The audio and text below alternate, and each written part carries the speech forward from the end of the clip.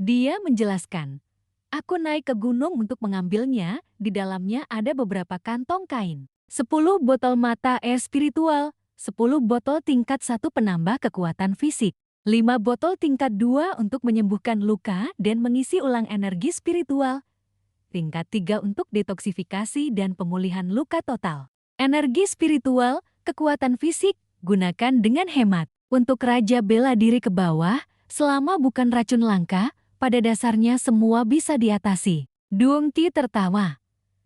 Dasar bocah, kamu tidak perlu sungkan begitu. Aku tidak akan bersikap formal padamu. Dia pun ikut tertawa. Tentu saja, kita ini siapa? Sih, dia tergagap. Itu, putri daerah di sana. Apakah kamu tidak menyiapkan satu porsi juga untuknya? Dia balik bertanya. Apa maksudmu? Dia merangkul bahu Tivio.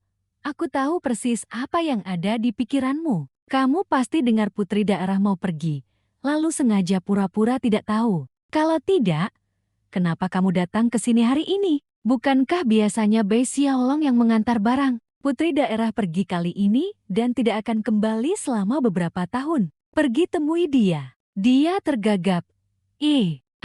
Aku benar-benar tidak bermaksud begitu. Aku hanya mampir untuk melihat hasil yang didapatkan keluarga Lin dan Liu. Makanya sekalian keluar gunung dan mengantar barang. Aku sungguh tidak tahu. Aku seharian di dalam rumah. Duong Tiu menariknya. Sudah, deh, aku tahu. Meskipun statusmu tidak sepadan, kamu juga termasuk orang yang pernah bekerja di istana pangeran. Putri daerah mau pergi, kamu juga harus mengantarnya. Dia panik. Jangan tarik-tarik aku. Ya ampun, saat dia keluar dari istana pangeran, dia sudah diadang oleh Duong Tiu dan diseret masuk, dan sekarang ini terjadi lagi. Kakak, tolong kasih aku sedikit muka, deh. Renlang mengamati diam-diam dari kejauhan. Tivio, Duong Tiu, hahaha. Kali ini aku pasti akan membuat kalian membayar mahal. Sesampainya di pintu, Duong Tiu berkata dengan lantang, Putri daerah, Tivio mencarimu untuk suatu urusan. Tivio panik. Kakak, jangan dorong aku. Aku akan jalan sendiri, jalan sendiri. Duong Ti menyemangati. Semangat, Tivio berbisik. Apakah aku harus menambahkan sedikit tenaga lagi, atau haruskah aku mengucapkan kata oke? Duong Ti tertawa terbahak-bahak sambil berbalik pergi. Hahaha. Tivio menggaruk kepala sambil berpura-pura tenang. Itu, putri daerah, kenapa kamu tidak memberitahuku kalau kamu mau pergi sekolah? Haha, Kaivan bertanya dengan curiga. Kenapa kakak tidak datang kemari? Ayahku mengaturnya mendadak sekali. Aku baru tahu beberapa hari yang lalu. Tivio mengeluarkan sebuah kantong. Aku dengar kamu mau pergi. Aku sudah siapkan beberapa barang. Jika kamu tidak keberatan, ambillah. Mungkin bisa kamu gunakan di perjalanan. Xiaoru mengambilnya. Ini mata air spiritual bunga petir Gunung Raja Agung. Raja Agung Ti, apa kamu benar-benar tega memberikannya padaku? Tivio berpura-pura santai. Apa yang harus disayangkan? Hanya saja produksi mata air spiritual ini sangat sedikit. Aku tidak bisa membawanya banyak. Xiaoru tersenyum penuh arti. Jangan-jangan kamu menaruh hati pada putri daerah? Entah kenapa. Aku merasa Raja Agung Ti dan putri daerah sangat serasi. Tivio buru-buru berkata, ini tidak adil. Aku sungguh tidak bermaksud begitu. Adik kecil, jangan bicara omong kosong. Istana pangeran adalah rumahku, aku bukan. Kaivan tersipu dan berkata, terima kasih banyak, Raja Agung Ti. Tapi di hatiku sudah ada seseorang. Tivio buru-buru menjelaskan. Putri daerah, jangan salah paham. Aku hanya memberikan beberapa botol, hanya air biasa saja. Duong Ti yang mendorongku ke sini, dia pasti punya maksud lain. Kaivan menunduk dengan sopan. Di hatiku sudah ada seseorang, jadi terima kasih atas niat baik Raja Agung Ti. Tidak ada apa-apa di antara kita. Tidak mungkin, Tivio berpikir dalam hati. Aku punya kata-kata kasar, haruskah aku mengatakannya? Apa maksudnya kalimat ini? Dia berkata, hadiahku sudah kuberikan. Semoga perjalanan putri daerah aman. Xiaoru memanggil. Hai, Raja Agung Ti. Hanya karena putri daerah mengatakannya sedikit terus terang, Apa kamu perlu marah seperti itu? Xiaoru berpikir dalam hati. Putri daerah ini keterlaluan sekali, mengatakan hal seperti itu sangat tidak pantas. Bagaimanapun, orang itu memberinya hadiah dengan niat baik. Bagaimana mungkin kita? Kaifan angkat bicara. Adik Xiaoru, aku mengerti apa yang kamu pikirkan, tapi di hatiku hanya ada kakak Xiao. Jadi, aku tidak bisa membiarkan kakak Xiao salah paham. Kaifan berkata dengan sedih, meskipun Raja Agung Ti sangat berbakat, memberiku hadiah yang begitu berharga dan bakatnya tinggi. Xiaoru berpikir dalam hati. Dia baru saja menolak orang itu, namun dia tidak memberikan hadiah balasan. Meskipun dia membalas dengan kaligrafi bela diri. Tapi itu hanyalah hadiah dari orang yang ditolak yang diberikan kepada orang lain yang ditolak. Tindakan ini keterlaluan, itu adalah buah kehidupan. Kalau aku pasti tidak akan mengembalikannya. Dia benar-benar raja tua Somsum teratai tingkat 5, bahkan lebih kuat dari kakak Xiao. Guru bela diri putri daerah, orang itu benar-benar buah kehidupan. Dasar balok kayu, putri daerah. Apa kamu mau mempertimbangkannya lagi? Taifan berkata dengan tegas. Di hatiku sudah tidak ada tempat untuk orang lain lagi. Selain itu, meskipun itu kakak Xiao, bisakah kami berdua memutuskan urusan kami sendiri? Jika aku tidak menjelaskan dengan jelas kepada TVU, dia akan terus salah paham.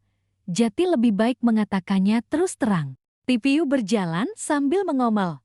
Gila. Aku tidak tahu kenapa aku iseng-iseng datang ke istana pangeran hari ini. Kaifan menatap punggung Teviu yang pergi dan hanya bisa berkata, Raja Agung Ti adalah orang baik. Setelah keluar dari istana, Teviu merasa menyesal.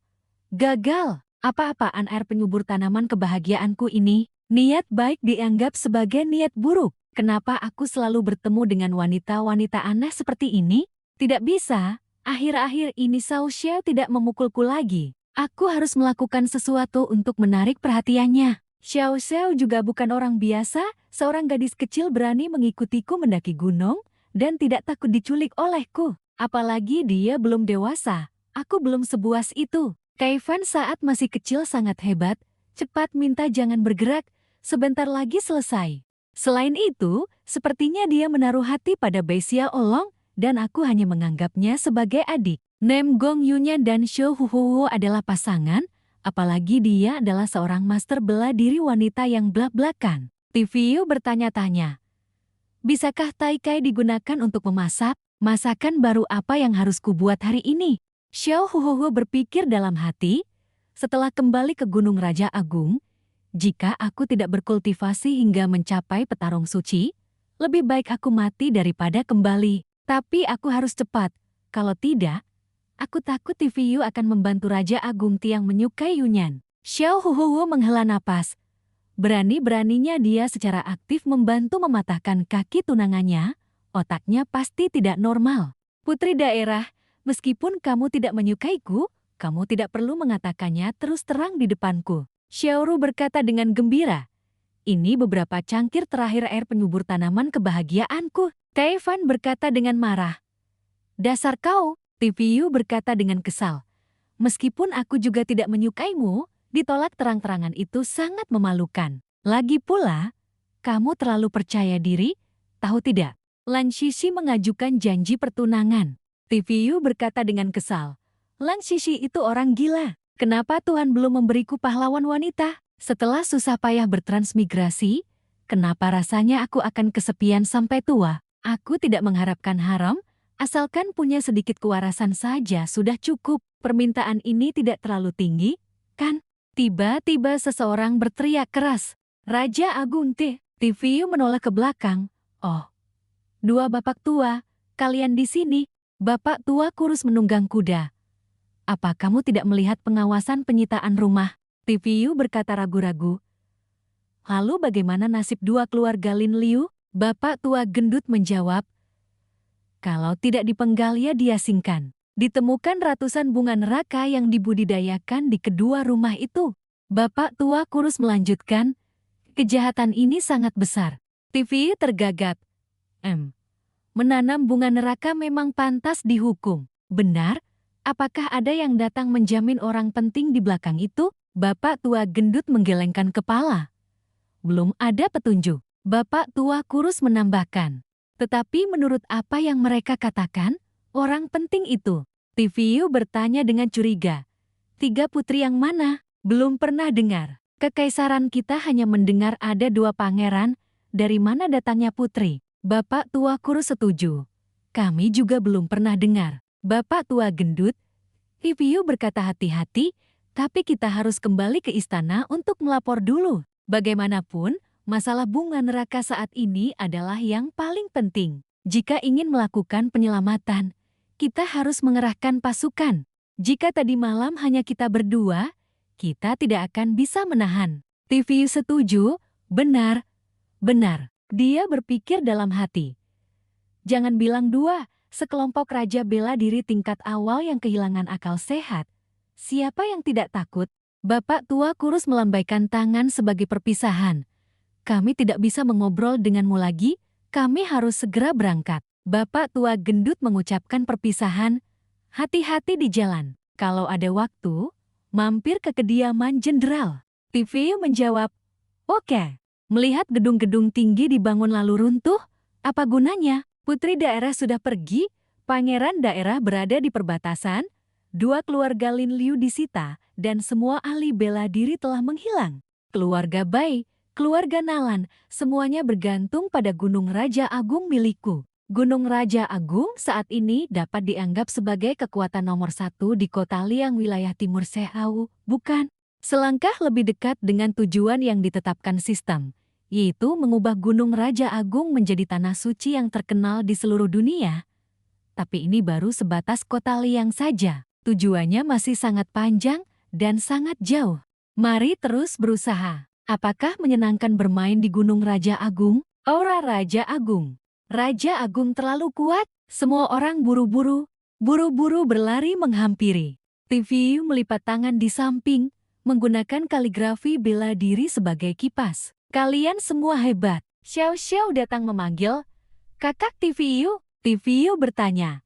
Ada apa, Xiao Xiao? Xiao Xiao melanjutkan. Bau dari kaligrafi ini sedikit mirip dengan bau di area pertarungan kedua orang itu tadi malam. Yi Tian membenarkan. Benar, Raja Agung T. Aku dan Paman Guru Junior Xiao Xia secara khusus pergi ke area pertarungan tadi malam untuk menciumnya, dan memang baunya sama. TVU terkejut. Tidak mungkin. Burung elang membawakan barang. Raja Agung Ti, ini untukmu. Yi Tian berkata dengan yakin. Aku dan Paman Guru Junior Xiao Xiao sama-sama ahli pemurnian ramuan. Membedakan bau adalah insting kami. TVU menganalisis.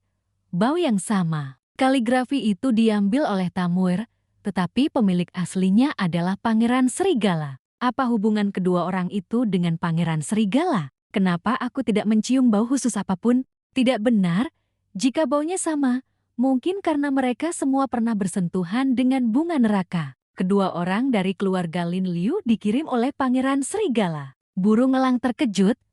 Pangeran Serigala adalah orang penting itu? Bunga neraka ada hubungannya dengan dia? Bak Tiunhan terkejut. Dia masih menjadi dalang di balik semua ini. TVU mengepalkan tangannya. Ini masalah besar. Putra pangeran non-keluarga kerajaan adalah dalang di balik penanaman bunga neraka yang dilarang kekaisaran. Apa yang dia inginkan? Nalan Fanyan angkat bicara. Sepertinya, kita telah terseret ke dalam urusan yang sangat mengerikan. TVU memerintahkan, Handai Bang, segera kirim surat ke kediaman jenderal. Tidak, kamu sendiri yang pergi. Aku akan langsung menyusul. Hal ini tidak bisa ditulis dalam surat, harus disampaikan langsung kepada kedua orang tua gemuk dan kurus itu.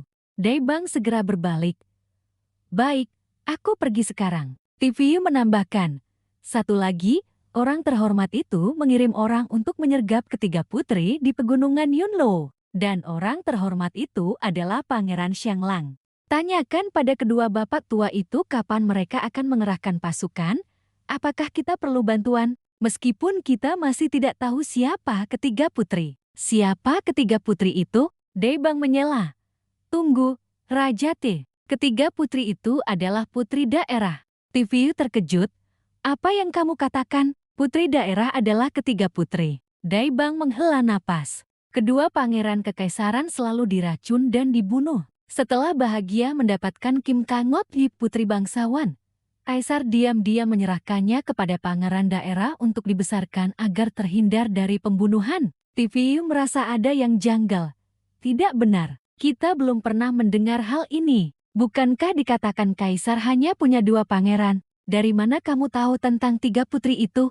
Daibang berkata dengan bangga. Dulu, aku juga bisa dibilang kelas atas di pavilion obat spiritual. Pangeran daerah pernah menemui Tuan Jalao untuk meminta obat demi meningkatkan bakat bela diri putri daerah beberapa kali. Bukankah aku yang bertanggung jawab atas halaman kecil Tuan Jalao? Aku tidak sengaja mendengar rahasia ini suatu kali. Bak Tiunan masih merasa ada yang salah. Tidak benar, seharusnya kau yang tahu rahasia ini sudah dibungkam, kan? Nalan Fanian terdiam. Benar, Tiu-Tiu bertanya dengan rasa ingin tahu. Kapan kamu mendengarnya? Daibang mencoba mengingat. Sepertinya pagi itu aku membawa Raja dan Paman Guru Junior ke halaman kecil Tuan Xiaolao. Tunggu, sepertinya ada yang salah. Tiu-Tiu menyela. Benar, hari itu guru pernah berkata harus membunuh bajingan manapun yang berani merencanakan sesuatu terhadap muridku. Nalan Fanian terkejut. Ternyata ada cerita ini juga. Daibang bergumam. Jika saja Paman Guru Junior dan Raja tidak memiliki bakat luar biasa, Tuan Jalao mungkin saking gembiranya sampai melupakan hal ini. Jika kau tidak berhasil melewatinya, gadis ini akan menjadi muridku. Selain itu, aku harus membunuh bajingan manapun yang berani merencanakan sesuatu terhadap muridku. Daibang berkata, benar, kalau saja dia tidak membenciku, mungkin jika dia berbicara sedikit lebih baik, aku juga tidak akan memaksa meminta obat spiritual gadis itu. Kalau tidak, aku bisa saja dibungkam oleh Tuan Jalal kapan saja. Bagaimanapun, di mata kota bela diri, seorang murid yang baik lebih penting daripada. Putri ketujuh memeluk erat paha Rajati. Senang sekali, Raja, mohon perlindungan. Kedua mata Han Daibang bersinar. TVU menendangnya. Pergi, hari itu jelas kau ingin mencelakakan kami. Tunggu. Kita sudah melenceng. Kalau begitu, bukankah putri daerah sangat berbahaya? Daibang berpikir. Sebelumnya, dia sempat khawatir jika Raja jatuh cinta pada putri daerah. Identitas putri daerah benar-benar merepotkan. Tiu-Tiu menebak, kakak Tiu pasti sudah menyukai putri daerah. Tiu ingat. Satu lagi, Kak Duong Tiu juga ikut. Yi Tian mengakui. Benar, kedua raja bela diri pernah berkata, Istana Pangeran Daerah pasti punya mata-mata internal. Bak Tiunan menimpali, terlebih lagi jika para penyergap itu semuanya adalah master. Seperti tadi malam, Nalan Fanian berkata dengan cemas. Selain itu, kedua raja bela diri itu berkata mereka ingin kembali ke kediaman jenderal untuk melapor. TVU segera berdiri dan pergi. Kalau kita menunggu mereka melapor untuk mengerahkan pasukan, saat aku tiba di sana, mayat Kak Duong Tiu sudah dingin. Aku tidak peduli dengan hal lain, aku harus pergi menyelamatkan dia. Semua orang mengejar. Raja Ti, berikan dia peta pegunungan Yunlo. TV menjawab, baik, aku turun gunung dulu. Kalian semua tetap di rumah. Han Daibang, cepat pergi beritahu kediaman jenderal, sampaikan spekulasi kita kepada kedua orang tua gemuk dan kurus itu. Aku pergi duluan. Han Daibang menjawab, siap, laksanakan. Malam hari, di hutan binatang iblis, TVU berhenti untuk menyalakan api dan beristirahat. Sepanjang perjalanan, ia bertemu banyak binatang iblis. Berbagai atributnya juga meningkat satu tingkat. Ini benar-benar kabar baik. Tapi dia melihat peta dengan saksama. Mengapa peta yang digambar Nalan Fanian masih sulit dipahami seperti biasanya? Kalau aku masih percaya peta darinya, aku akan menanam pisang dan memakan tanah. Dia membuang peta itu. Ini yang namanya peta. Aku tersesat lagi. Sudah 3 hari. Kalau aku masih tidak bisa menemukan seseorang untuk bertanya arah, ini akan merepotkan. Kak Duong Tiu benar-benar hanya akan menjadi mayat yang dingin. Hehe. Dia terkejut. Ada serigala di dekat sini. Serigala itu menyerang kuda yang menemaninya. Dia menggertakkan giginya. Berani membunuh kudaku. Aku bunuh kau. Serigala berbalik. kepala dan melarikan diri, melolong Oyu. Di tempat yang dekat dengan sana sedang terjadi kekacauan. Semua orang, lindungi Nona besar, tolong, serigalanya terlalu banyak. Ini adalah kawanan serigala punggung hitam. Kita dalam bahaya, cepat lari, tolong. Saudara-saudara, aku akan mempertaruhkan nyawaku. Kita sudah dikepung. Bagaimana cara melawan serigala punggung hitam sebanyak ini? Semua orang lari terpencar-pencar. Tiviu berdiri di tempat tinggi mengamati. Itu serigala. Mudah saja. Berani membunuh satu-satunya kudaku. Dia menyerbu. Beri aku penjelasan mengapa kalian menggigit mati satu-satunya kudaku. Tanpa kuda, ditambah aku tersesat, aku pasti akan terlambat tiba di pegunungan Yunlo. Jika aku terlambat, Kak Duong Tiu pasti hanya akan menjadi mayat yang dingin. Oleh karena itu, aku harus memusnahkan kalian. Semua orang panik. Bos, apa yang harus kita lakukan sekarang? Sekarang kita lihat saja dulu, jangan terburu-buru bertindak. Orang ini membunuh satu serigala dalam satu gerakan. Hebat sekali, kita bukan lawannya. Tiviu membersihkan tangannya, akhirnya melampiaskan amarahnya. Yang ini sangat besar dan berwarna putih. Apakah ini Raja Serigala? Belum mati. Tubuhnya juga cukup bersih, lumayan bisa dijadikan tunggangan. Siapa suruh anak buahmu menggigit mati kudaku? Tiba-tiba ia membuka mulutnya lebar-lebar dan mengaum. Dia dengan tenang mengetuk kepalanya. Berlutut, kalau tidak patuh, aku akan memakan dagingmu. Dengar jelas? Dengar jelas? Semua orang terkejut, pemuda ini sangat kuat. Raja Serigala tidak berdaya di tangannya. Seekor hewan mendekat. Tiviu terkejut. Oh, ini rubah kecil. Tunggu, baru saja ada Raja Serigala dan sekarang ada rubah. Mungkinkah aku memiliki aura pelatih? Di belakangnya, seekor serigala putih berjalan mendekat, menggeram pelan. Tiviu menoleh dengan terkejut, menunjukkan ekspresi tidak mengerti apa yang sedang terjadi. Anak rubah kecil di bawah berteriak ketakutan. Dia melayangkan satu pukulan yang membuat anjing itu pusing dan mual. Anjing putih itu kesakitan hingga menggigit lidahnya, berteriak kesakitan. Dia berinisiatif bertanya, bersikaplah baik sedikit. Jenis apa ini? Jangan-jangan kawanan serigala ini dibawa olehnya. Selain itu, anak rubah kecil itu gemetar, memperlihatkan mata ketakutan, mengeluarkan suara wuwu bersembunyi di balik punggung majikan. Tiviu memegang kepalanya dan mengamatinya sejenak, berpikir dalam hati. Bukankah rubah seharusnya bersuara meong-meong? Kenapa rubah ini bersuara wuwu? Coba periksa sebentar. Sekelompok prajurit berseragam yang sama mengarahkan pedang ke arah Tiviu, ingin merebut benda yang baru saja ia dapatkan. Lepaskan dia, lepaskan dia. Mereka berteriak keras. Tiviu berada dalam posisi yang sulit. Di sekelilingnya ada prajurit, di depannya ada seekor serigala. Cepat, lepaskan rubah itu. Beberapa prajurit mengarahkan pedang ke arah Tiviu, mereka berpikir dalam hati. Kenapa ia serigala raja melepaskannya begitu saja? Lagi pula, kenapa ia lari ke kaki orang asing? Tiviu memeluk erat rubah di dadanya, membusungkan dada dan membalas, "Hei, barusan aku sudah bantu kalian membunuh 7 serigala. Kalian memperlakukan penyelamat nyawa kalian seperti ini?" Serigala di belakangnya menggeram dari arah belakang. Seorang nona melompat turun dari kereta kuda, berlari lurus ke arah dua prajurit. Sambil berlari ia memanggil, "Shao Tian." Prajurit itu berpikir, orang ini bahkan bisa menjinakkan Raja Serigala. Bagaimana sekarang? Kita tidak akan bisa merebutnya. Prajurit yang lain juga berkeringat dingin, berpikir dengan canggung. Rubah spiritual langit malah turun dari kereta sendirian, lalu lari ke kaki seorang ahli. Di bawah tatapan beberapa prajurit, nona itu membungkuk dan berkata, "Pahlawan yang terhormat, saya mohon maaf, karena selama perjalanan kami terus-menerus diserang, dan semua itu disebabkan oleh rubah ini, jadi semua orang sangat tegang." Prajurit pembawa pedang di samping berpikir dalam hati. Nona itu melotot dan membentak keras, "Kalian belum juga menyingkirkan senjata kalian." Mereka buru-buru menjawab dengan hormat, "Baik, Nona besar." Tiviu memasang wajah dingin. Tanpa berkata apa-apa, Nona itu mengulurkan tangan, membuka lebar mata indahnya sambil memanggil, "Xiao Tian, cepat kemari." Seharusnya dia meletakkan rubah kecil itu dengan lembut di tanah. Tiviu berpikir dalam hati.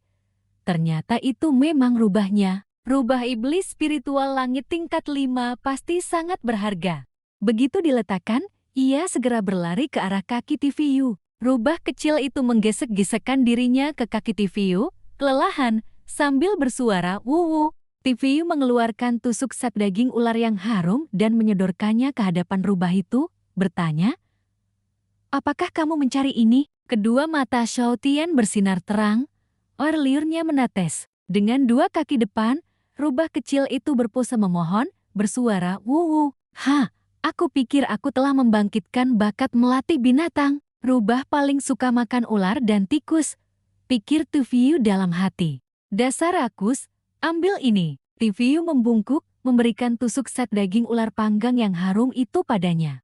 Setelah memakan makanan itu, rubah menjadi sangat penurut. Semua atribut bertambah 5 poin, memberimu satu tusuk set daging ular tidak rugi, pikir Tiviu dalam hati. Setelah makan, ia berlari dengan gembira menuju nona itu dan tim pengawalnya. Nona itu mengelus kepalanya dengan penuh kasih. Benar saja itu rubahnya, pikir Tiviu dalam hati. Nona itu memeluk Xiao Tian dengan rasa terima kasih, membungkuk dan berterima kasih. "Terima kasih banyak, pahlawan terhormat. Apa kamu mencurigai aku ingin mencuri rubah spiritual langit?" Tiviu bertanya dengan penuh makna. Mengacu pada prajurit atau lady tangan bertolak pinggang, satu tangan mengelus hewan peliharaannya. Serigala itu memperlihatkan gigi taringnya yang ganas. Sambil tersenyum, nona itu menjawab, "Ketika bepergian, kita harus selalu waspada. Ini Xiao Tian milikku, aku memeliharanya sejak kecil, ia sudah seperti keluarga. Tapi bagaimanapun juga, ia adalah binatang iblis tingkat 5, di sepanjang jalan ia menarik perhatian banyak pengintai. Apakah pahlawan bepergian sendirian?" Nona besar ingin mengundangnya pergi bersama. Seorang prajurit bertanya dengan terkejut. Prajurit yang lain buru-buru berkata, "Nona besar, tidak boleh." Dia berani menyalakan api untuk memanggang daging di hutan binatang iblis. Kawanan serigala ini 8 dari 10 kemungkinan disebabkan olehnya. Dia menatap Tiviu dengan curiga. Jangan sampai ada ahli ini ikut, kita tidak akan bisa merebut rubah spiritual langit. Tiviu berdiri diam, ragu-ragu menanggapi undangan Nona Kim. Tidak usah membahas apakah dia yang membawanya atau tidak. Lihat saja kekuatan pahlawan ini. Tadi, seandainya dia memanfaatkan kesempatan untuk merebut Xiao Tian, apakah kalian bisa menghentikannya? Mundur semua. Nona itu memerintahkan para bawahannya. Seluruh tim prajurit serempak menjawab dengan bingung. "Baik, Nona Kim." Dia berkata, "Baiklah, masalah karavan dagang ini aku yang putuskan sendiri." Dia merasa sedikit gelisah. Tiviu yang kesal masih memeluk Xiao Tian. "Pahlawan ingin pergi kemana? Jika searah, lebih baik kita pergi bersama." Dia menawarkan. Dia menopang tangan dan menjawab, "Panggil saja aku Tiviu. Aku ingin pergi ke pegunungan Lakfan. Ngomong-ngomong, apa kalian punya peta?" "Tidak ada peta di sini juga tidak berguna. Karavan dagang kami mengandalkan jalur ini untuk mencari nafkah. Rutenya semua sudah terekam di kepala. Jadi kami tidak menyimpan peta spesifik." Nona Kim menjelaskan dengan malu-malu, lalu melanjutkan. "Terlebih lagi, pahlawan Ti, Anda salah arah." Tiviu menjawab dengan bingung dan tak berdaya. "Hah? Salah arah?" Bahkan anjing putihnya pun menunjukkan ekspresi kebingungan.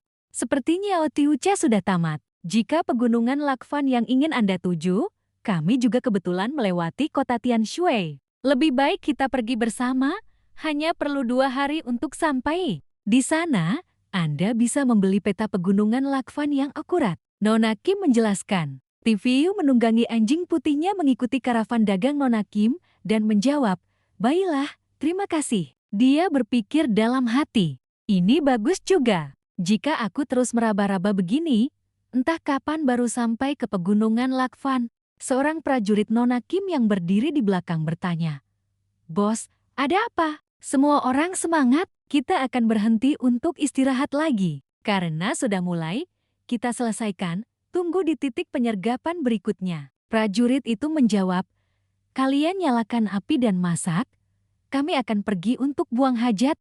Dia memberi perintah. Seorang prajurit yang sedang mencicipi sup berkata, "Air mata air hari ini benar-benar manis." Prajurit lain yang sedang menyalakan api berkata, "Apa kalian bertiga punya masalah? Selain makan dan tidur, pergi ke toilet pun harus bersama-sama." Prajurit yang berdiri di paling luar bertanya dengan bingung. Sudah dimasukkan sari rumput bintang surgawi ke dalam air mereka. "Sudah bagus, bos." Prajurit di samping bertanya. Sari rumput bintang surgawi sama sekali tidak berbahaya bagi manusia, malah dapat mendinginkan dan mendetoksifikasi, serta rasanya sedikit manis. Tapi ini juga merupakan sesuatu yang sangat disukai oleh beberapa jenis binatang buas, dia menjelaskan kepada prajurit yang lain. Tidak masalah. Didihkan air lagi, isi penuh kantong air semua orang. Cepat masak nasi. Tiviu sudah sibuk sepanjang hari, dia pasti kelaparan. Prajurit itu mendesak. Mereka sedang memasak semangkuk ikan kembung yang lezat. Dengan begini, semua orang yang meminum air itu akan menjadi target binatang buas, pikir prajurit itu dalam hati. Nona Kim memberikan kantong air kepada Tiviu. Wajah pahlawan Ti dipenuhi rasa bersalah. "Pahlawan Ti, aku punya air." Tiviu melambaikan tangan dan menjawab, "Tidak perlu, terima kasih. Aku sudah membawanya sendiri." "Xiao Tian, kenapa kamu tidak mau minum? Sudah dingin, tidak panas kok." Xiao Tian bersuara wuhu tetapi menolak minum seteguk pun. Rubah spiritual langit tidak menyukai aroma ini. Sepertinya ia tidak mau minum air yang dicampur rumput bintang surgawi, pikir Tiviu dalam hati. 3 prajurit yang pergi buang hajat sudah sampai di lokasi binatang iblis. Dengan begitu, rubah spiritual langit tidak akan diserang. Dengan kekuatan jenderal bela diri tingkat menengah kami bertiga merebut rubah spiritual langit bukankah semudah membalikan telapak tangan. Mereka berdiskusi. Sambil berbicara, mereka memanjat pohon tinggi di dekat situ untuk mengamati. Mereka berbisik-bisik. Rubah spiritual langit masih kecil, seekor bernilai sekitar 50.000 batu roh tingkat atas. "Haha, Nona Kim bilang rubah spiritual langit adalah anggota keluarganya. Tidak mau menjualnya dan memaksa kami bertiga untuk menyusup ke sini. Kami hanya ingin mencari selisih keuntungan, tapi malah dipaksa menggunakan jurus mematikan. Apa dia pikir kami vegetarian?" kata pemimpin itu dengan sombong. Binatang buas bertaring dan bercakar tajam itu setara dengan jenderal bela diri tingkat menengah, sedangkan kekuatan raja-raja itu hampir setara dengan raja bela diri tingkat menengah. Karena itu, termasuk bocah yang menganggap dirinya hebat itu, yang berani menghalangi kami bertiga mencari uang. Tunggu saja sampai mati. Dia mengumpat. Kawanan babi hutan di bawah sudah mencium bau. Tiviu membuka buku keterampilan terbang di atas rumput dan berseru kaget. "Oh, hari ini keberuntunganku mendapat undian ND-0 terbang di atas rumput, buku keterampilan gerakan tubuh, besok coba undi lagi." Tunggu sebentar. Tanah bergetar. Sesuatu sedang meluncur ke arah mereka. Dia berpikir dalam hati, "Uyuyu." Sekawanan babi hutan berbulu biru dan berumbai putih meluncur dengan seluruh kekuatan. Itu adalah babi hutan gila bergigi tajam. "Lindungi, lindungi Nona." Prajurit Nona Kim berteriak satu sama lain menghadapi situasi yang tak terbayangkan ini.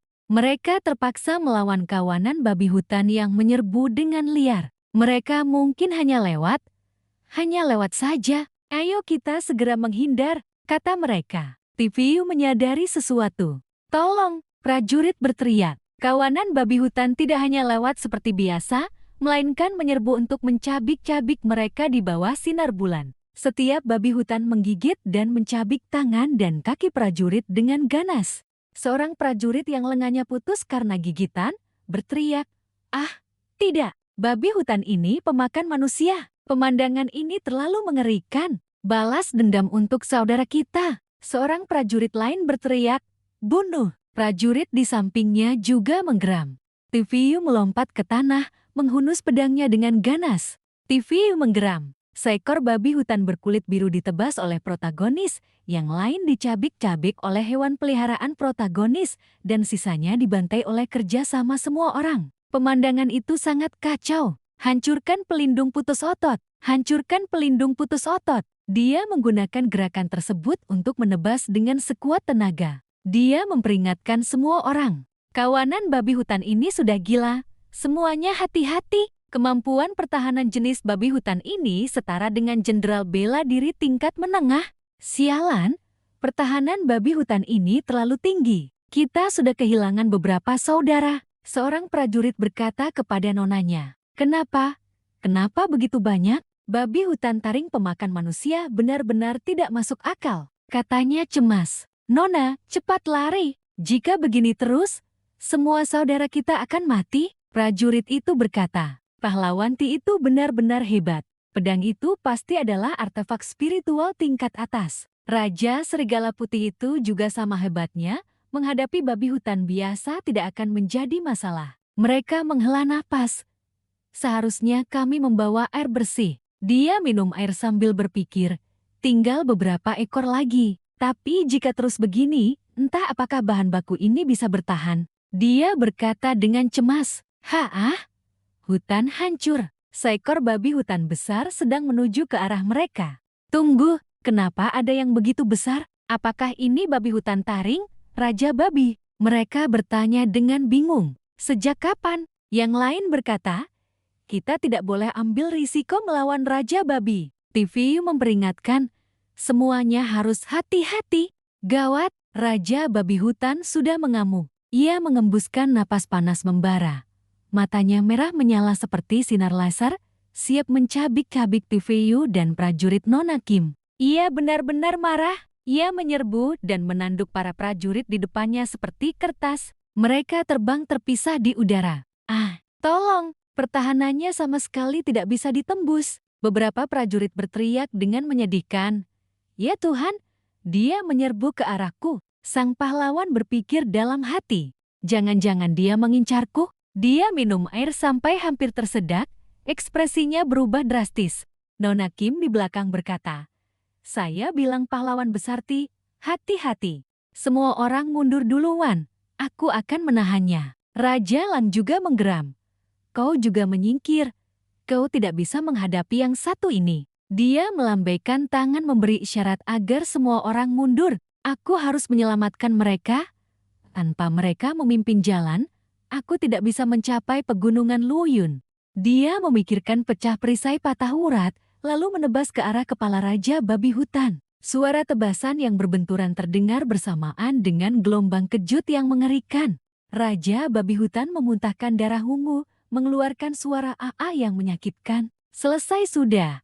Parangnya patah. Benar saja, saat meninggalkan Gunung Raja Agung, benda itu hanya memiliki kualitas artefak spiritual tingkat atas. Ia tidak tahan di bawah intensitas yang begitu tinggi. Dia gemetar, pedang itu sudah terbang jauh. Kemampuan pertahanan Raja Babi Hutan taring babi ini pasti bisa mencapai Raja bela diri tingkat menengah. Ia hanya kehilangan satu taring. Merepotkan sekali, pikirnya. Babi hutan besar itu berlumuran darah karena kehilangan satu taring, masih meraung dan menyerang. Semua orang pergi duluan, cukup tinggalkan tanda di jalan untukku. Dia berkata, keringat dingin membasahi dirinya. PVFT, pahlawan besarti, hati-hati, Nona Kim berkata dengan cemas. Tapi mengapa kawanan babi hutan ini terus mengincar kita tanpa menyerah? Jika masalah ini tidak diselesaikan, kita semua pada akhirnya akan dalam bahaya. Nona Kim berkata dengan cemas, itu karena kalian meminum air yang sudah dicampur dengan rumput bintang langit. Pemimpin mereka angkat bicara dengan nada berbahaya. Setelah mengatakan itu, dia mencengkeram leher Nona Kim. Rubah kecil itu melompat turun dari tubuhnya. Nona Kim terduduk. Ketiga orang itu menghabisi semua pengawalnya. Dia mengancam, jangan bergerak. Mengapa kalian? Aku mengerti, kalian bertiga yang memasukkan rumput bintang langit ke dalam air. Mengapa kalian melakukan itu? Nona Kim mempertanyakan. Lepaskan Nona, kalian para pengkhianat. Tentara yang tersisa mengancam mereka. Karena Nona tidak mau menjual rubah spiritual langit. Jika dia setuju, kami bertiga bisa mendapat untung dari perantara, sehingga semua orang senang. Tapi dia menghalangi jalan kami mencari uang. Jadi jangan salahkan kami kejam. Dia menempelkan pisau ke leher Nona Kim, mengancam dan menjelaskan. Di mana rubah spiritual langit? Dia bertanya dengan bingung. Para prajurit Nona Kim sudah terkapar di hadapan mereka. Saat ini, TVU sedang bertarung melawan babi hutan raksasa. Rubah spiritual langit berlari ke depannya, mengeluarkan suara wu. Seluruh tubuhnya gemetar. Di sana, TVU sedang menahan serangan dari Raja Babi Hutan Taring Babi. Ia mengeluarkan suara dengusan marah, mendorongnya mundur ke belakang. Wah, seberapa besar kekuatan orang ini? Dia bahkan bisa menahan Raja Babi Hutan Taring Babi. Beberapa orang di sana berbisik. Mengapa rubah spiritual langit lari? Mengapa ia malah pergi ke tempat berbahaya seperti itu?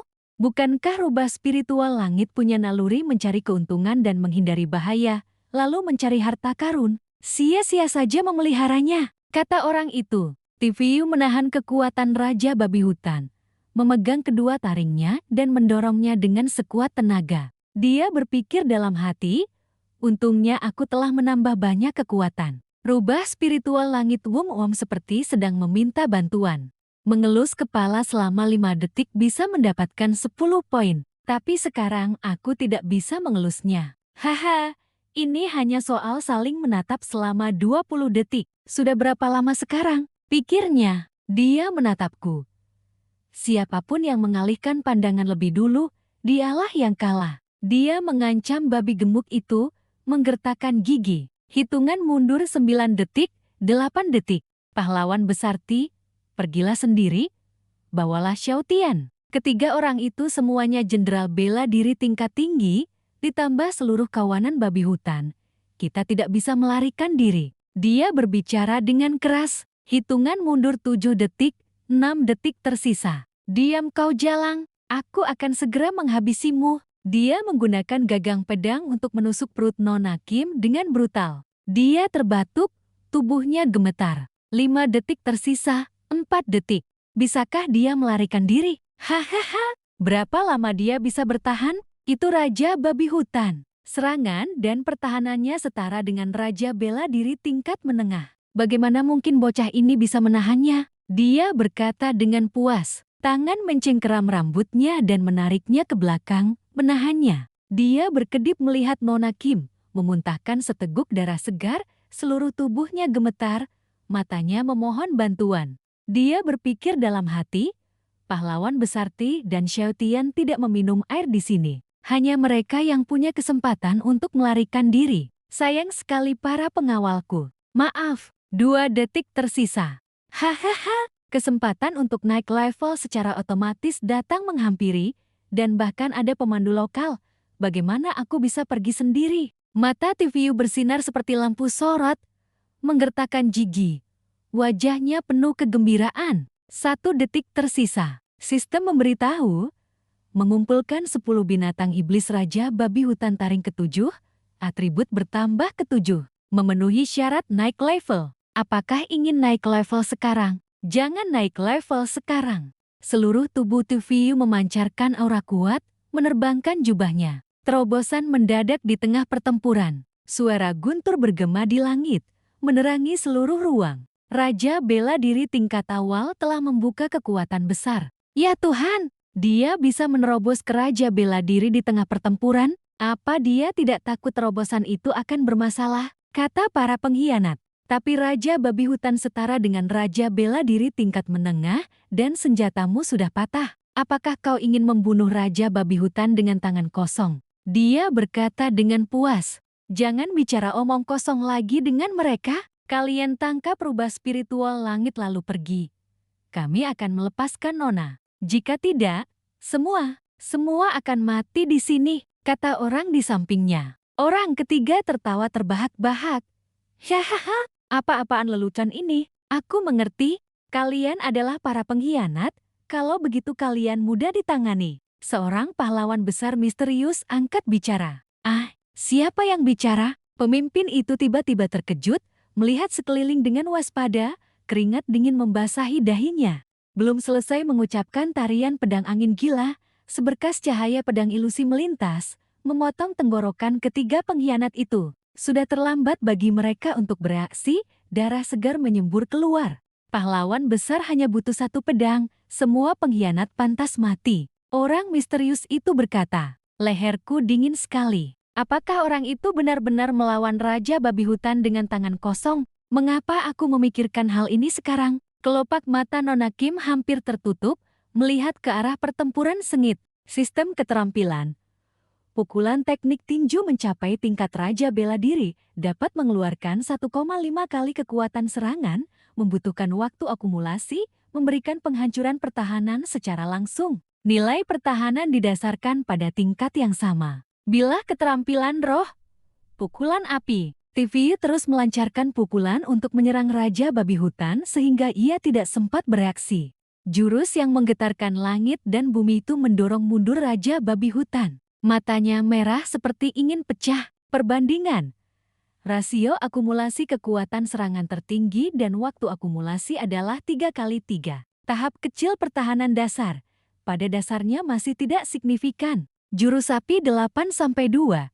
Satu pukulan yang sangat kuat melukai Raja Babi Hutan dengan parah. Wajah Raja Babi Hutan berubah bentuk dan cekung ke dalam. Darah segar menyembur keluar dari tubuhnya, didorong menjauh. Ya Tuhan, jika sekuat ini, mengapa tidak bilang lebih awal? Jika kamu mengatakannya lebih awal, kami tidak akan bertindak. Mata Nona Kim hampir tertutup, melihat dia sedang memukuli Raja Babi Hutan. Menjerit menyedihkan, seharusnya kamu bilang lebih awal. Dasar anak muda yang berpura-pura tidak pernah makan daging harimau, sama sekali tidak punya etika bela diri. Dia memejamkan mata. Raja bela diri. Kekuatan. Orang ini benar-benar terlalu kuat. Aku merasa sekarang aku bisa memukul mati seekor sapi. Dia melihat tinjunya yang berasap dan tersenyum dalam hati. Tunggu, apakah perbandingan itu terlalu rendah? Aku baru saja menghajar Raja Babi Hutan taring. Dia mencibir pada dirinya sendiri. Dia melirik pahlawan besar misterius itu. Berpikir, apakah orang ini hanya lewat dan membantu? Teknik tinju pria berjubah merah itu murni kekuatan. Dia benar-benar bisa menerima pukulan ini, sungguh luar biasa. Pahlawan besar misterius itu berpikir dalam hati. Terima kasih banyak, pahlawan besar. Nona Kim dengan hormat menundukkan kepala kepada penyelamatnya. Dia menjawab dengan gumaman memasukkan pedangnya kembali ke sarung. Hari apa ini? Berturut-turut bertemu dua pahlawan besar, 3 pengkhianat, lalu babi hutan dan serigala. Nona Kim berpikir dalam hati. Tiba-tiba sekelompok tentara yang tidak tahu dari mana asalnya menyerbu masuk, berkata dengan gagah, "Mau lari kemana? Pencuri itu?" Pahlawan besar misterius itu terkejut, menutupi topinya dan berkata, mereka mengejar dengan ketat sekali." Setelah mengatakan itu, dia buru-buru melarikan diri. Di bawah tatapan semua orang di rombongan dagang keluarga Kim, orang di belakang berteriak keras. "Dasar bajingan, berani-beraninya kau lari." Ketiga orang itu buru-buru mengejar. 3 orang yang memakai topeng badut merah putih berkata, "Dia membakar habis markas wilayah timur Chehao kita. Jika pencuri ini tidak dibunuh, sulit bagi kita untuk menelan kemarahan ini." TVU membelalakkan matanya, berpikir, rumput terbang di udara bisa digunakan tepat waktu sekarang. "Kalian pergi duluan, aku akan melihatnya." Dia memberi peringatan, lalu memusatkan kekuatan pada kakinya, bersiap terbang ke arah mereka, meninggalkan jejak. TVU di jalan. TVU, di bawah tatapan tajam Xiao Kim, terbang menuju laut aroma darah. Nona muda, aura beberapa orang tadi semuanya raja bela diri, terlalu berbahaya. Sebaiknya kita pergi duluan, jangan ikut campur urusan mereka. Mereka semua adalah tokoh besar yang tidak bisa diganggu, kata seorang prajurit. Baik, kita pergi duluan. Xiao Tian, kemarilah, dia memanggil. Rubah kecil itu berseru, berbalik dan lari menuju nona muda. "Cepat kejar, aku akan mengejar kuda-kuda itu," kata seseorang dengan keras. Baik, seseorang yang lain menjawab. Anjing putih karakter utama menggonggong menjelaskan suara lolongan serigala. "Sepertinya kecepatan orang itu lebih cepat dariku. Lupakan aku, atau aku lari duluan saja." Ya, sistem pada saat yang tepat angkat bicara untuk menjelaskan situasi dasar setiap alam. Aku hanya mengandalkan pengumpulan 10 poin untuk naik level, tidak ada perasaan apapun terhadap jenis kultivasi ini. Karakter utama berkata, Seniman bela diri pemula dapat melatih urat dan tulang, mulai merasakan ki, dan dapat merasakan keberadaan energi spiritual dengan jelas. Dalam gambar, karakter utama berjuang melarikan diri di depan para pahlawan besar itu. Murid baru belajar bela diri, seperti para magang di sasana bela diri, ya. Pikirnya dalam hati, seniman bela diri secara resmi melangkah ke jalur kultivasi, dapat menampilkan teknik bela diri sederhana, dan pada saat yang sama menggunakan kekuatan spiritual untuk memelihara diri, meningkatkan kepadatan otot dan intensitas meridian. Aspek pertahanan, kecepatan, dan fisik semuanya ditingkatkan secara komprehensif. Kata sistem. Pada saat yang sama, ia menggambarkan sosok pria kuat yang berdiri menahan pukulan fatal, darah segar mengalir deras. Kekuatan eksternal yang dipelajari selama beberapa tahun, ditambah dengan teknik hati kekuatan internal, setidaknya harus sekelas juara dari berbagai kompetisi seni bela diri, bukan? Pikirnya. Sistem kembali menampilkan sosok seorang ahli bela diri yang memegang 8 sisi brokat, yang dapat menggunakan energi spiritual sederhana berkoordinasi dengan teknik bela diri, sehingga kekuatan serangan akan diperkuat. Inilah jenis yang memiliki kekuatan internal sungguhan dalam legenda pahlawan bela diri, katanya sambil cepat-cepat pergi. Sistem menjelaskan, ciri khas jenderal bela diri terutama adalah melepaskan energi spiritual dan pada saat yang sama menampilkan teknik bela diri sederhana, membawa energi spiritual yang dilepaskan keluar. Dalam gambar, seorang pria raja bela diri sedang menampilkan jurus, memicu energi spiritual berbentuk salib. Itu baru menarik. Itu setara dengan mampu mengeluarkan gelombang kejut, memiliki sarana serangan jarak jauh. TVU bersemangat. Dikatakan bahwa raja bela diri mengendalikan energi spiritual semudah membalik telapak tangan. Energi spiritual yang terkumpul menjadi bentuk dan energi spiritual yang dilepaskan keluar dapat membentuk energi dan keterampilan pertahanan khusus. Pada saat yang sama, ia dapat merasakan berbagai jenis atribut elemen yang bergerak di langit dan bumi, dapat menyerap atribut elemen dan menggabungkannya dengan energi spiritual untuk mengembangkan teknik bela diri, meningkatkan penerapannya. Sistem menjelaskan lagi, karakter utama kembali berkata, peningkatan penerapan apa gunanya bagi tipe sepertiku yang mengandalkan mengumpulkan poin untuk naik level. Teknik bela diriku hanya bisa sedikit berubah setelah mencapai tingkat tinggi. Dalam gambar, jurus yang dilancarkan terbang menjauh, mirip dengan adegan di Dragon Ball. Aku belum bertemu yang mulia bela diri. Mari tunggu setelah bertemu dengannya. Sistem. Hari ini sistem akan melakukan pemindaian untuk pengumpulan ke-10. Sistem berkata, tunggu, dia datang. TVU tertegun. Orang bertopeng yang mengejar juga sudah lelah. Berkata, Xiao Yinghan, lari saja, lari saja. Sialan, sudah lari selama 2 jam. Apa hebatnya memahami atribut angin? Bukankah kau tetap dikepung oleh kami? Orang itu menghunus pedang dan mengancam. Kau membunuh orang dari Laut Aroma Darah dan masih ingin lari? Apa kau pikir Laut Aroma Darah akan membiarkan masalah ini selesai begitu saja? Setelah itu, 2 orang berdiri menghalangi di depan Xiao Yinghan. Dia mendengus dingin. Dia menghela napas dan berkata, pendekar pedang angin gila Xiao Yinghan, ini, Laut Aroma Darah pantas mati. Dia menghunus pedang untuk bertahan, mengucapkan mantra. Sialan, kalau saja aku tidak asing dengan jalanan, dan mereka tidak terlalu banyak, bagaimana mungkin aku bisa dikepung? Dia menyalahkan dirinya sendiri. TVU bersembunyi di balik pohon dan mengamati, berpikir, benar saja itu Laut Aroma Darah, tidak menyangka aku akan bertemu mereka di sini. Jangan-jangan mereka adalah bawahan Pangeran Serigala Pedagang. Tidak benar, bukankah aku sudah mengambil jalan yang berlawanan? Ada banyak orang. Biar kulihat apakah bocah ini bisa menyelesaikannya dulu. Jika tidak, aku akan turun tangan. Omong-omong, Yuan Han ini cukup menarik. Lautan Aroma Darah memusatkan jurus di lengan kanannya, mengancam Yuan Han, lalu berkata, jangan banyak omong kosong, rasakan satu pukulan dariku ini. Tanah dan batu bergulir, menciptakan sensasi yang sangat keras. Ini adalah peningkatan atribut tanah. Tokoh utama bergumam dalam hati. Melihat penampilan ini, Lautan Darah adalah raja bela diri. Hanya saja tidak jelas apakah mereka mencapai tingkat Raja Bela Diri setelah memakan bunga neraka. Atau memang sudah menjadi Raja Bela Diri sebelum memakan bunga neraka. Pahlawan agung itu mengamati jurus pedang Zen angin miskin, menebas lurus ke arah tinju pria bertopeng merah. Tiwan Han mengayunkan pedangnya dengan tebasan kuat. Jurusnya cepat dan tajam, itu adalah peningkatan atribut angin. Dia memperkirakan hanya dengan satu tebasan, tangan pria bertopeng merah itu akan terputus. Pria itu berteriak ketakutan.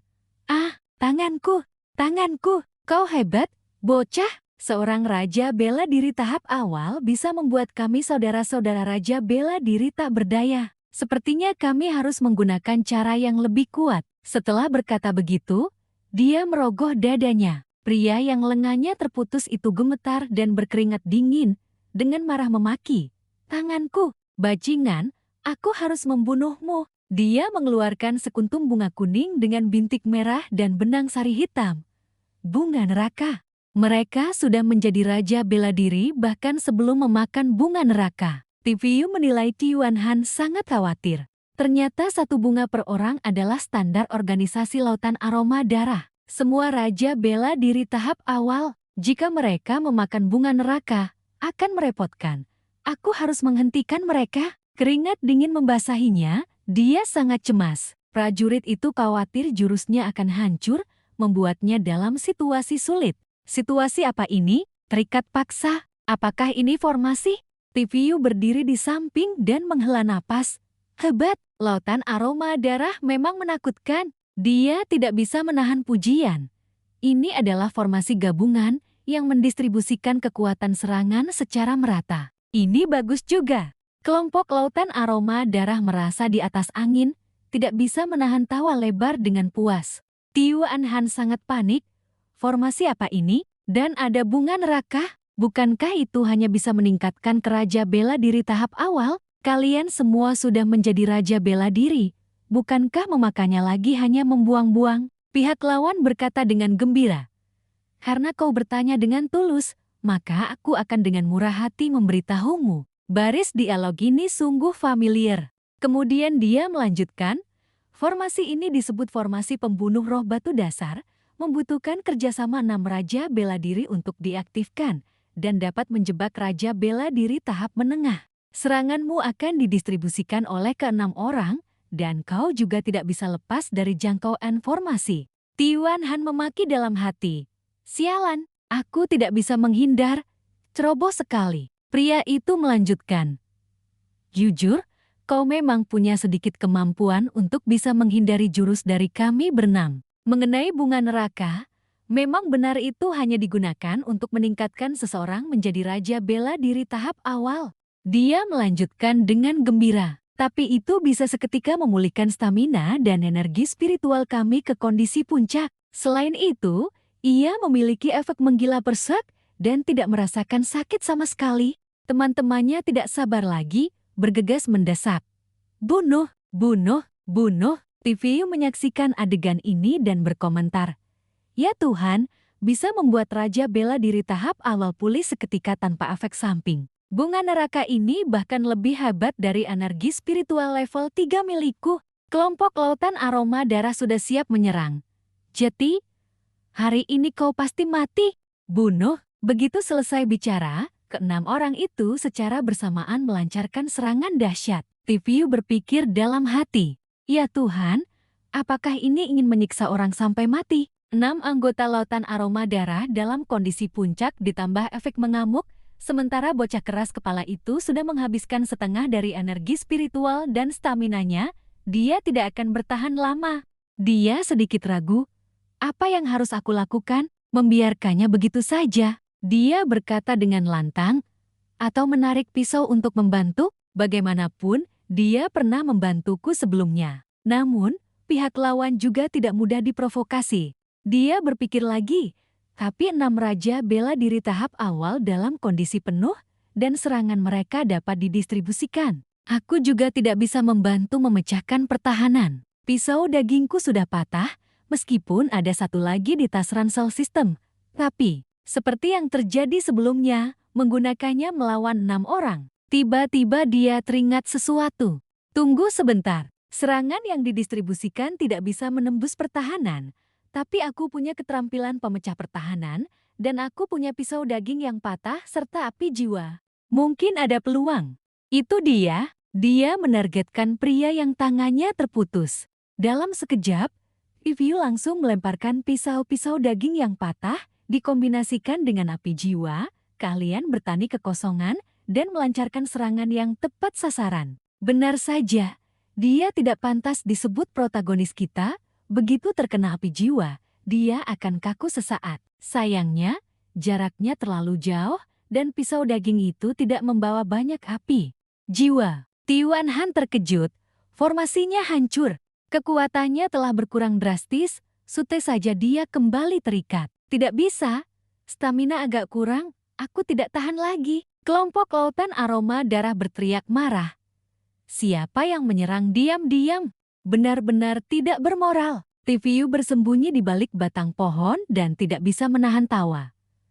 Haha, masih mau bicara moral bela diri dengan lautan aroma darah? Tunggu sampai kalian menghabiskan bunga neraka baru bicara. Dia terus memikirkan strategi.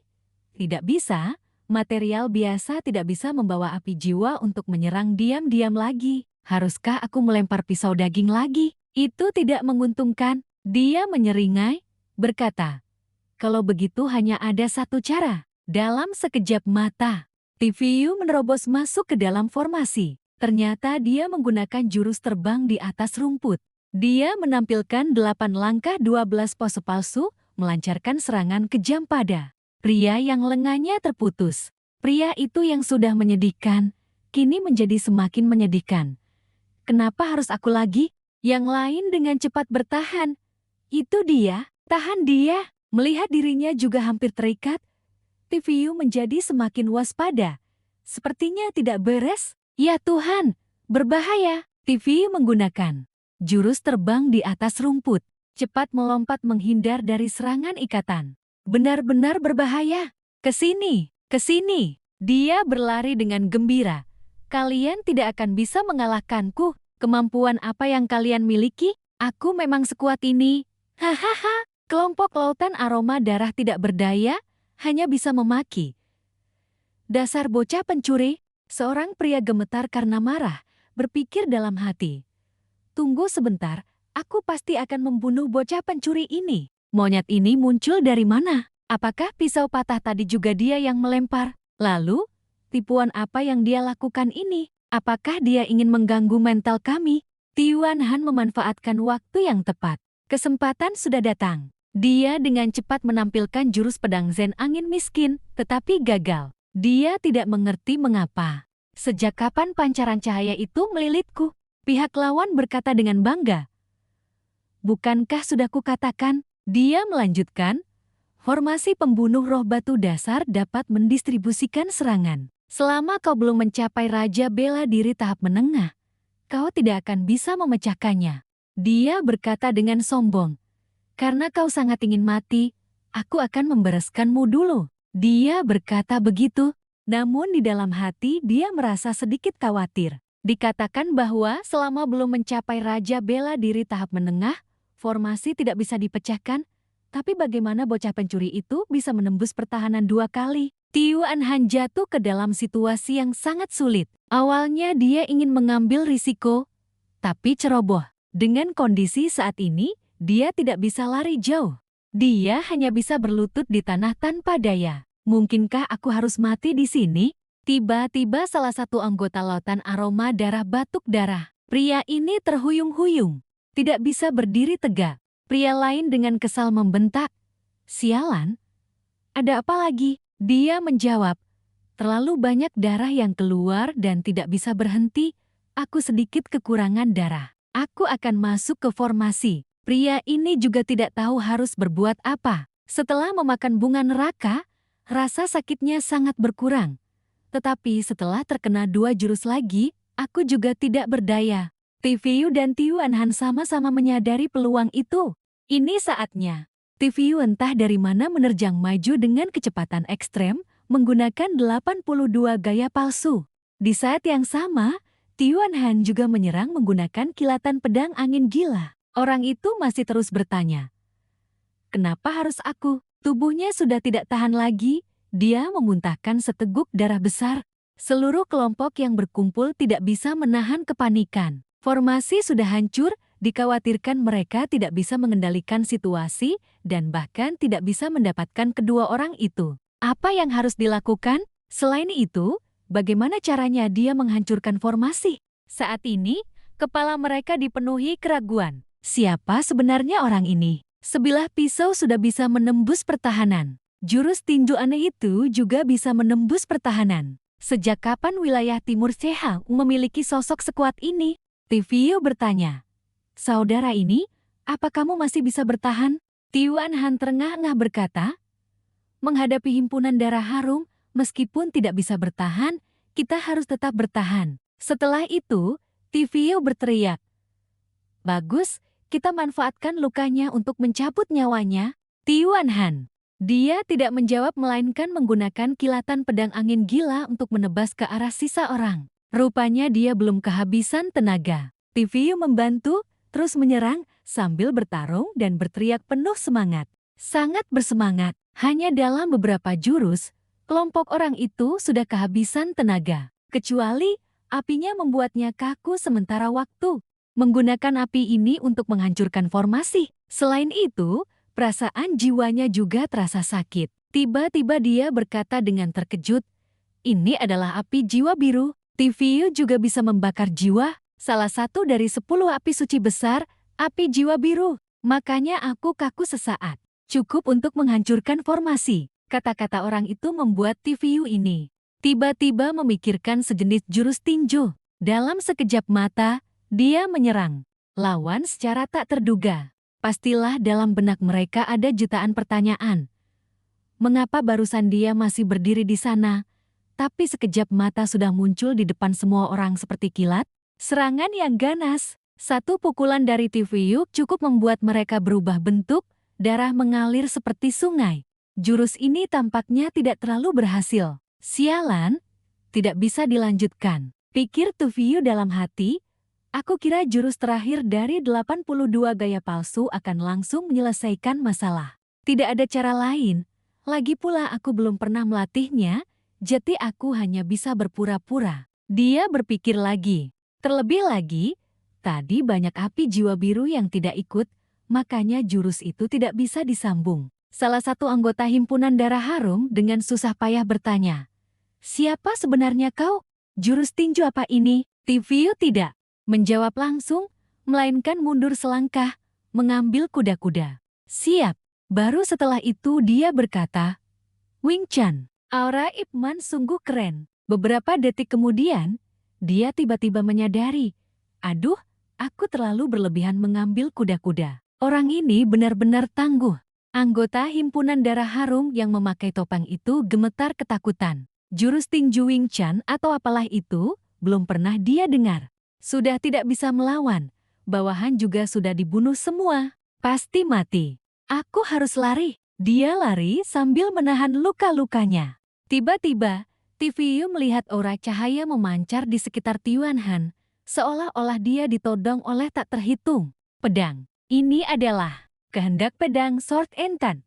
Tiwan Han mencengkeram pedangnya erat-erat, mengarahkannya lurus ke depan, lalu berteriak keras, angin gila. Dalam sekejap mata, pedang itu melesat ke arah anggota himpunan darah harum. Orang itu mencibir. Bagus sekali. Pedang itu terbang dengan kecepatan cahaya, menyeret daun-daun di hutan, menembus tubuh anggota himpunan darah harum. Yang memakai topeng itu, matanya melotot, bibirnya bergetar saat berkata, pendekar pedang angin gila, Tiwan Han. Reputasi yang pantas. Tivio yang berdiri di samping mengamati juga merasa terkejut. Nama semakin pendek, jurus semakin kuat. Orang zaman dulu memang tidak membohongiku. Benar-benar seperti tembakan sniper, ditambah lagi efek sayatan elemen angin. Tiba-tiba, Tiwan Han memuntahkan darah, jatuh ke tanah, dan tidak bergerak. Membuat Tivio sangat terkejut. Hei, saudara Tio, kak, kamu kenapa? Dia menjawab dengan lemah. Tidak apa-apa, hanya kelelahan ditambah serangan balik. Beristirahat sebentar sudah cukup. Aku minum pil obat sebentar, akan pulih. Ini baru gelombang pertama pengejar, nanti kita masih harus lari. Melihat dia sudah bisa duduk, Tifeyu menggerutu dalam hati. Apa perlu seperti itu? Kenapa setiap orang suka mengerahkan kekuatan sampai batas maksimal lalu memuntahkan darah? Setelah itu, Tifeyu mengeluarkan sebotol air mata air roh, memberikannya kepada Anhan, dan berkata, "Nih, pakai punyaku." Anhan melihat botol air itu dan tampak terkejut. Mata air roh tingkat 2 dari Gunung Raja Agung. Mendengar itu, Tifeyu menjadi bangga. Tiwan Han melihat botol air itu dan berkata, "Dulu ada teman yang memberiku beberapa botol mata air roh tingkat 1, itu lebih baik daripada pil obat, efeknya jauh lebih cepat, dan pada dasarnya tidak bisa dibeli di pasaran. Kalau begitu, aku tidak akan sungkan lagi." Setelah berkata demikian, dia langsung menenggak air itu. Mendengar kata-kata ini, dalam hati Tifeyu juga muncul keraguan. "Temanmu, aku tidak pernah memberi sebanyak itu." Jati, saudara ini dan temannya sama-sama kenalan Gunung Raja Agung. Melihat saudara ini minum air tanpa ragu, dia bertanya, "Kamu tidak takut aku meracunimu? Apakah semua pendekar sekarang mudah percaya orang lain?" Anhan menjawab, "Jika kamu ingin menyakitiku, kamu tidak akan mempertaruhkan nyawa untuk menyelamatkanku tadi." Tifeyu menjawab, "Oh, masuk akal juga, aku tidak bisa berkata-kata lagi. Apa permusuhanmu dengan himpunan darah harum, sampai menghancurkan seluruh markas mereka di wilayah timur CHU?" Kata Anhan. Tifeyu berkata, himpunan darah harum menggunakan bunga neraka untuk mencelakai seorang kakak seperguruanku. Aku dan mereka tidak akan pernah bisa berdamai." Merasa telah membangkitkan kisah sedih kakak seperguruan itu, Tifeyu berkata, "Ah, maaf, aku tidak tahu." Anhan tidak peduli, hanya tersenyum dan melanjutkan, "Tidak apa-apa, kakak seperguruan itu belum mati, tetapi ia menjadi bukan manusia, bukan pula makhluk. Awalnya kami menguncinya, berharap dia bisa berhenti dari bunga neraka." Mendengar ini, Tifeyu berpikir dalam hati, benda itu sepertinya sangat sulit dihentikan. Kakak seperguruan ini dengan gembira menceritakan kembali prestasi yang baru saja dicapainya. "Maaf, Wom," setelah itu dia melarikan diri, "Jati kali ini aku keluar mencarinya. Saat melewati distrik Dongshou, aku menemukan markas laut aroma darah, sekalian saja aku hancurkan. Dan sekalian aku bunuh beberapa orang." Setelah mendengarnya, Tifeyu mengacungkan jempol padanya. "Saudara Tiu memang ahli. Sekelompok raja bela diri pun kau berani serbu." Dia bergumam dalam hati, "Apa kamu harimau? Tidak bisa menganalisis strategi sebelum bertindak, ya?" Tiwan Han melambaikan tangan.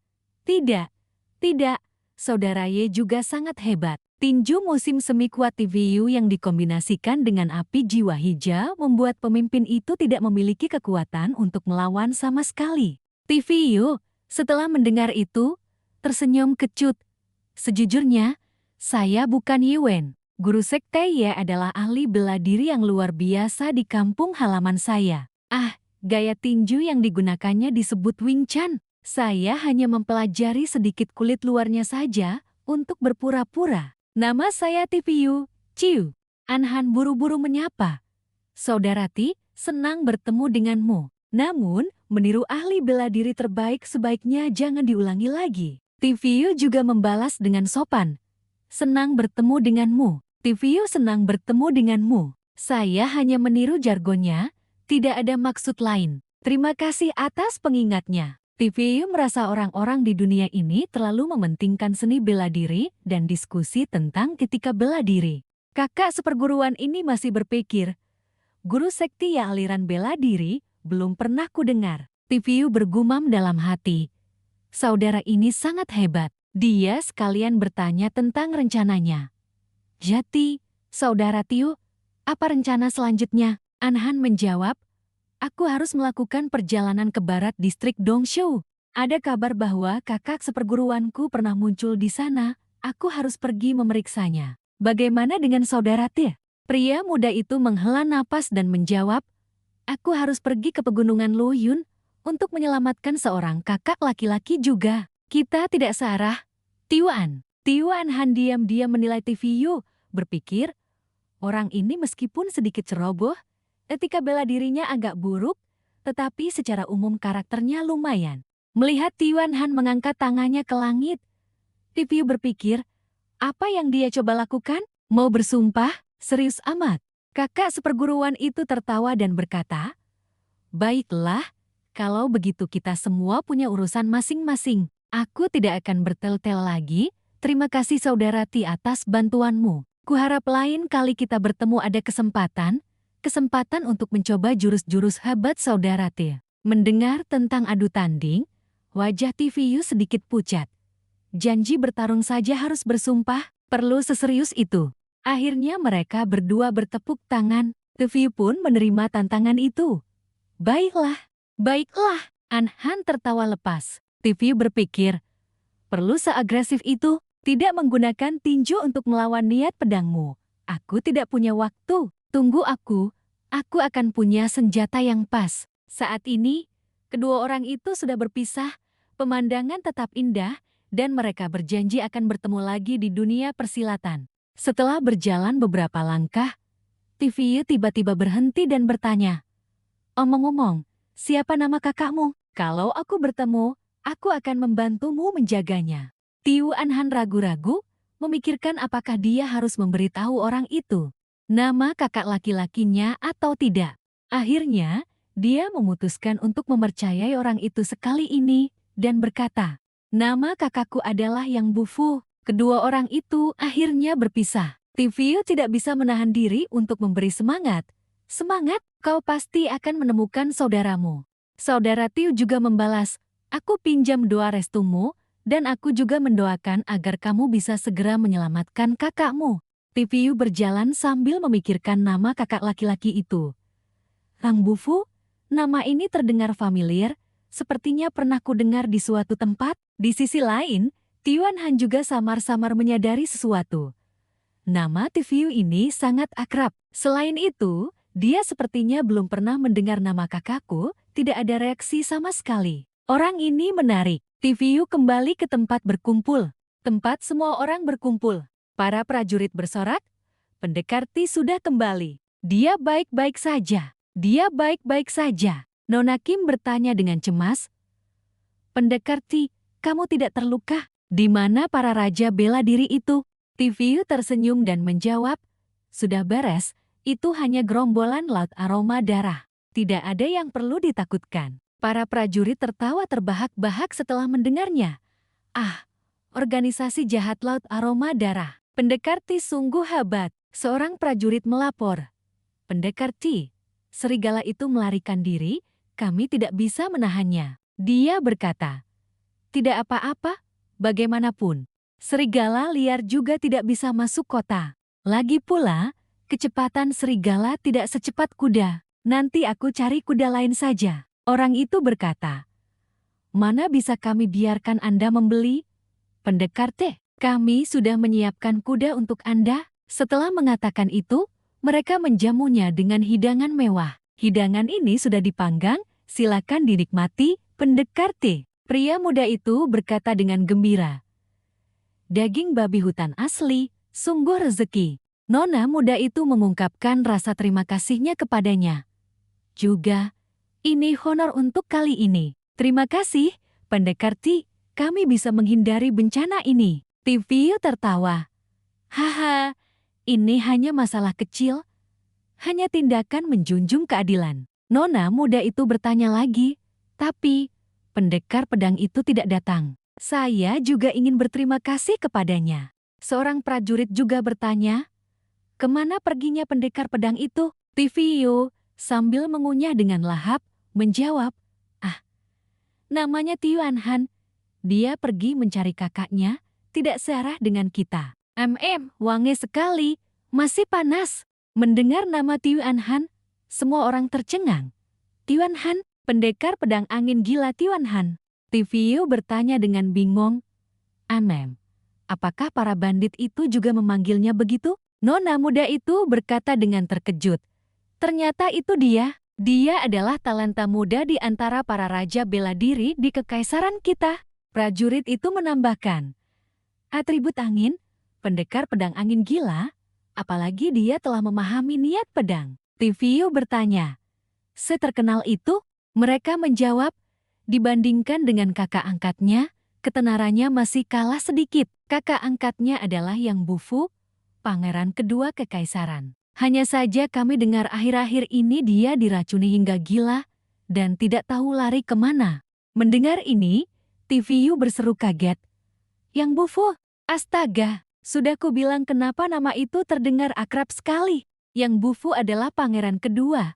Dia adalah kakak kedua putri daerah. Tiwan Han adalah adik angkatnya. Aku ingat sekarang, tapi aku juga pernah memberi mata air spiritual kepada beberapa kenalan di distrik Dongshu. Jika dianalisis, teman Tiwan Han pasti adalah putri daerah. Tidak heran saat menyebut nama Yang Bufu, dia sempat ragu-ragu. Pangeran kedua kekaisaran, menghirup bunga neraka. Apapun alasannya, singkatnya ini adalah masalah yang buruk. Putri ketiga Yang Jiun, pangeran kedua Yang Bufu. Seharusnya aku memikirkannya lebih awal. Dia bisa menjadi bantuan besar. Kenapa aku membiarkannya pergi? Salah, ini salah. Sudah cukup aku disalahpahami oleh Nalan Yunyan dan melewatkan Xiao Huohu. Sekarang aku bertemu lagi dengan karakter hebat bermarga Tiu, yang juga teman putri daerah, dan adik angkat pangeran kedua. Hasilnya, aku melewatkannya. Kenapa keberuntunganku seburuk ini? Berkat aura keberuntungan Xiao Huo, semua yang bermarga Tiu memang sekuat ini. Setiap orang punya takdir karakter utama. Di sisi lain, Tiwan Han juga tiba-tiba teringat. Mata air spiritual Tiviu ini adalah produk dari Raja Agung Gunung. Tunggu sebentar, jangan-jangan Raja Agung Gunung itu adalah Tiviu.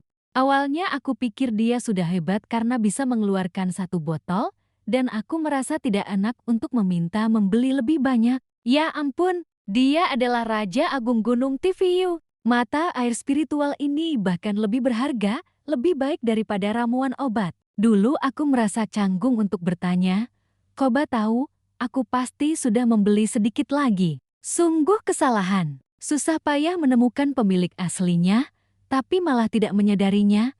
Ini benar-benar kesalahan besar. Kedua orang itu saling melewatkan, kini mereka hanya bisa menghela napas, meratapi betapa fana dan tidak kekalnya kehidupan ini. Keesokan harinya di kota Tianjin, sekelompok anak muda itu harus berpamitan dengan pendekar T. Penginapan di kota ini menjual peta kafilah dagang, sekarang kami harus melanjutkan pengiriman barang. Kita berpisah di sini, ya, Tiviu berkata dengan sopan. Baik, terima kasih atas hadiah kuda dari kalian semua. Semoga perjalanan lancar, kita akan bertemu lagi. Begitu tiba di pintu penginapan, Tiviu berseru keras memanggil pelayan. Beri aku peta pegunungan Luoyun yang paling detail. Beri kami hidangan daging dan anggur yang lezat. Beri mereka sedikit ransum kering. Pelayan di dalam menjawab, ya, Tuan. Silakan masuk. Tuan, segera akan disajikan. Meja makan disiapkan dengan sangat mewah. Tiviu hanya fokus pada peta. Ini baru namanya peta. Apa-apaan yang digambar Yunyan itu? Biar kulihat tempat mana yang cocok untuk penyergapan. Keributan yang datang dari lantai bawah menarik perhatiannya. Pemimpin pengawal Chen kalah. Hentikan, kau sudah menang, tidak boleh menyerang lagi. Dia menyadari sepertinya ada orang yang sedang adu tanding di lantai bawah. Di atas panggung, ada seorang pria besar mengenakan perawakan orang barat. Lokak mencengkeram kerah pemimpin tren, berkata, kenapa tidak boleh menyerang? Singa menangkap kelinci juga menggunakan seluruh kekuatannya.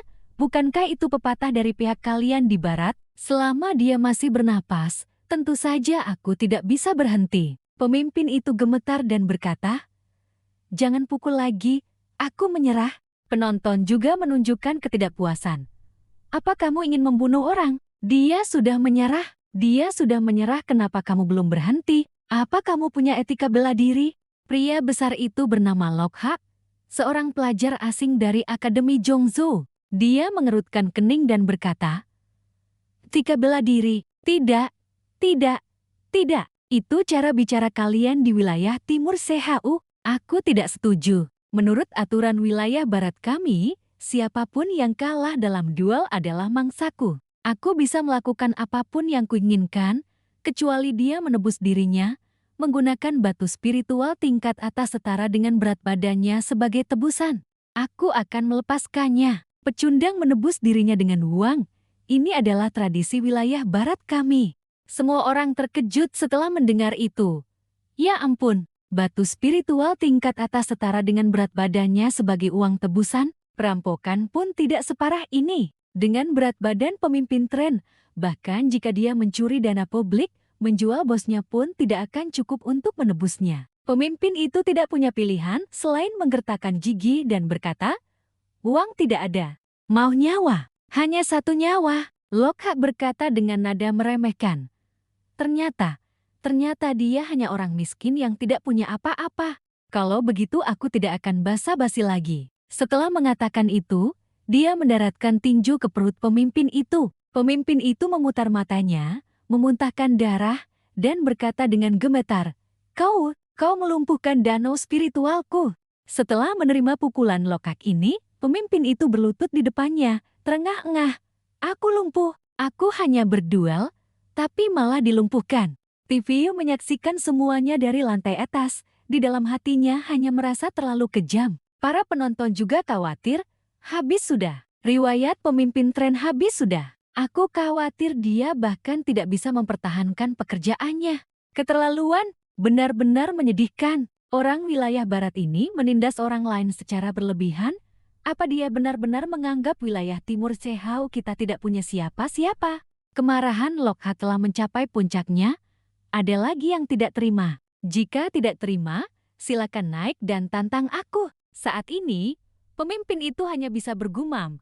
Aku lumpuh, aku lumpuh, aku lumpuh. Aku akan membunuhmu. Dia berteriak dengan sisa kekuatannya. Dia segera ditendang oleh Lockhart hingga jatuh ke tanah. Dia berkata dengan nada meremehkan, "Bahkan jika kau menyerang diam-diam, kau harus punya kemampuan dulu." Tampaknya orang wilayah timur Sehau semuanya adalah orang-orang lemah.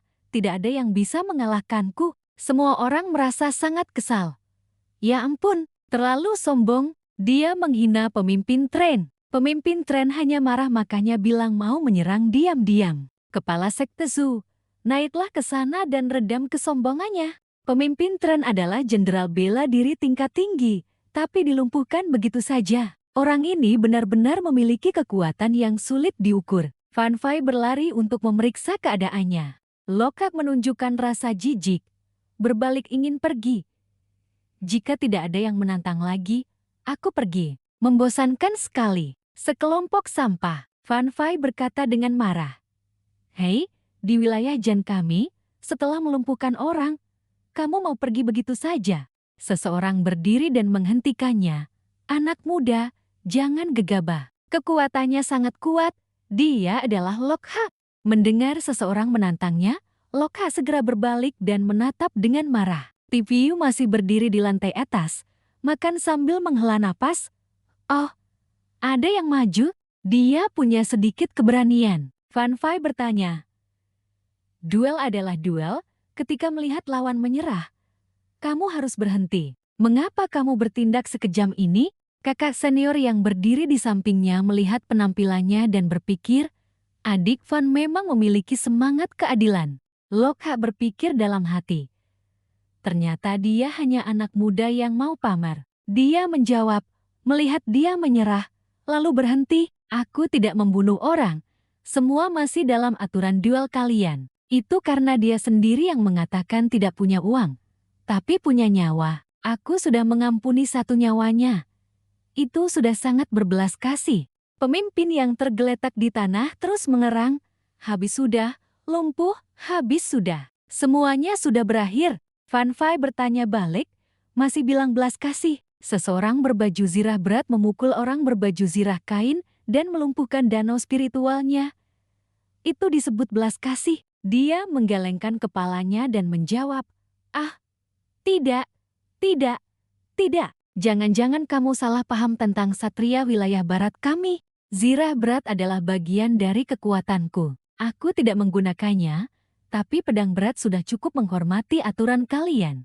Mengenai danau spiritual, Kau hanya bisa menyalahkan fisik orang wilayah Timur Seha yang terlalu lemah, atau dengan kata lain, hal yang kalian sebut kultivasi energi spiritual benar-benar lemah dan tidak tahan benturan.